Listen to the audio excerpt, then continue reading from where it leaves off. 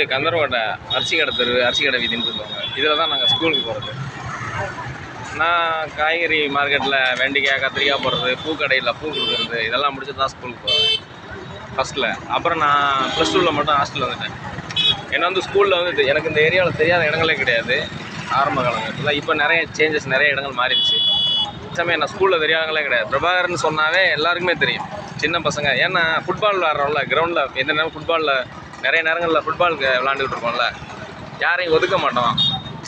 அதனால பிரபாகரன் சொன்னாவே ஆர்ட்ஸ் குரூப்னு சொல்லி எல்லாருக்குமே தெரியும். அந்த +1 +2 2 வருஷத்தில் ஸ்கூல் ஃபுல்லாக என் பேர் தெரியாதவங்களும் கிடையாது, எனக்கு தெரியாதவங்களும் கிடையாது. அதே மாதிரி எல்லா வாத்தியாரங்களுக்கும் நம்மளுக்கு தெரியும் ஓரளவுக்கு. அந்தளவுக்கு அந்த ஃபுட்பால் தான் நம்மளை கொண்டு போய் ரீச் பண்ணிச்சு அந்த ஸ்கூல் ஃபுல்லாகவே.